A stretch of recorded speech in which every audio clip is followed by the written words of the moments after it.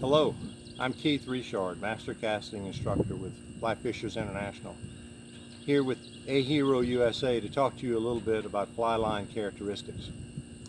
Fly lines have a number of different characteristics that make them beneficial for casting flies of various weights. They have a certain tensile strength. Built into the fly line is either a nylon monofilament, single strand, or a braided monofilament or Kevlar, but something to give it some strength, because it's simply coated with PVC, which really doesn't add much strength to it. It also has a certain stiffness. If it was too supple, it would not go through the guides and you wouldn't be able to cast it very well. If it was too stiff, again, it wouldn't cast very well. It simply wouldn't go through the guides. So it has a certain amount of stiffness to it. Cold water lines are going to be very supple, so that when they get cold, they don't stiffen up too much, and you're still able to cast them through the guides of the rod.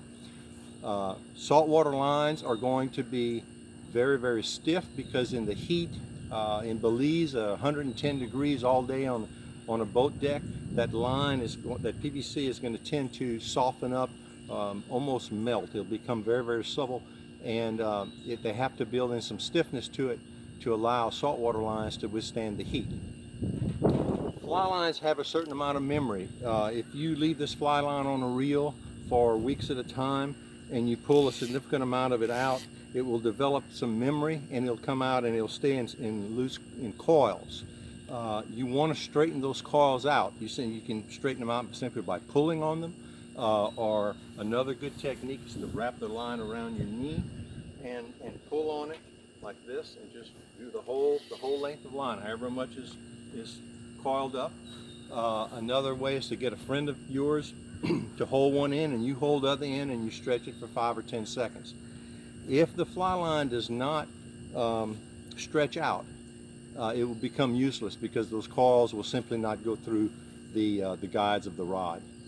They're built with a certain amount of durability, but you have to take care of your fly lines. Clean them when they're dirty. Don't cast on concrete when you're practicing. Don't cast on rocks. Grass is okay. Just clean your fly line often.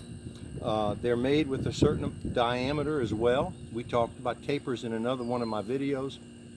But the diameters of the line, if you have a cold water line, say a 7-weight cold water line and a 7-weight saltwater line, the saltwater line will be thinner.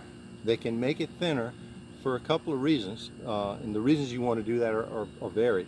Number one, the salt water is more dense, so it will hold that line up on the surface easier, so you don't need to make it as thick.